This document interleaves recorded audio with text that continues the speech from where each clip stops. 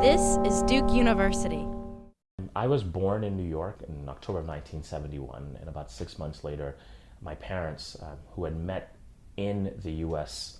And they're both Haitian immigrants, they made the decision to send me to Haiti at 6 months old to be raised by my paternal grandmother. And that decision was based on the fact that they didn't feel like they were in a position to raise a child. It wasn't a planned pregnancy. They were didn't know the language. They were living in public housing and sort of beset by a number of problems. And so they sent me to my grandmother, and she took care of me from 6 months old until about 6 years old. And so those years, she was my mom in many ways. So as a child, I remember thinking about fairness because of my grandmother. So I grew up in Port-au-Prince, Haiti, although I was born in New York. I lived with her starting at 6 months old, and my grandmother, by Haitian standards, was fairly well off. And she would go out every night and gather up the local vendors. Usually there were peasant women who were selling their wares on the street, and in the evening they had nowhere to go. And so she would gather them up almost nightly, and they would sleep on our balcony. And I would awake in the morning to 15, 20 strange women sitting on our balcony. And I remember my grandmother explaining to someone else that she does this because she has the ability to do so, and that was her obligation. And I'm sure I didn't have really a good sense of what that meant, but I remember her talking about that, and her making this sort of gesture with her arms about sort of embracing the women of the community. So I think that stuck with me in a very, very basic level. My uncle in Haiti, who lived in the same home, was also a lawyer, and so I used to sit at the foot of his desk and watch him work in Haiti, and he represented a lot of poor people. And so I think the combination of my grandmother and my uncle probably had a lot to do with the way I see the world, and it's colored my perspective greatly. I knew I wanted to be a lawyer when I watched Paper Chase probably for like the seventh time. So, so I think that was. I knew that if I was spending my time as a sophomore in college in that manner, that was disturbing, and so it seemed to me that those who fought for people at the margins of society, that spoke to me.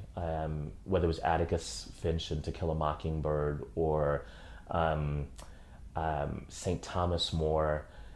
Those were the people that I read about in my various humanities courses at Duke, and all of those women and men, they brought something to the table that I found endearing, that I found sustaining. Duke had a lot to do with me thinking in concrete ways as to what I was going to be when I grow up.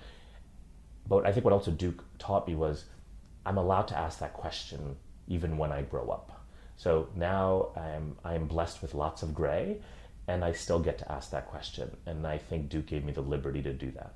At the wonderfully young age of 42, I had the opportunity to spend 6 months working in the Middle East, and that was through Duke. That was through the Public Policy School. I did a fellowship called the Felsman Fellowship. And the fellowship paired me with a filmmaker, and we went to live in Jordan, in Amman. And my colleague and I worked at Save the Children, working predominantly with Syrian refugee children. And she worked specifically with girls, documenting their lives and helping these young women narrate their life stories and not have an interloper, but to hear the girls' voices. And my job was really focused on protection. It was trying to think of ways that we can better protect the children of Syria. And I had a number of takeaways during that time there. And I think the first thing was that the children of Syria are our children. That for me, I had trouble referencing them or referring to them as beneficiaries, because it allowed me to sort of do an us versus them. And I felt ultimately that they're our children. And so I wrote about that, I spoke about that, and I tried to frame it in that sense that these children are no different from the children of the United States of America, the children of Haiti, the children of Panama, that they are our children, and that we ought to be taking care of them as if they are our children. At my core, I'm an advocate. So whether I'm a traditional lawyer in a courtroom or in some other arena, I'm going to come back, or I need to come back to the principles of advocating for those at the margins of society, which is the work I try to do And in some ways, it probably calls to mind some of the things I've learned from my grandmother and my uncle. I am Hardy Vieux, class of 1993, and I am forever Duke.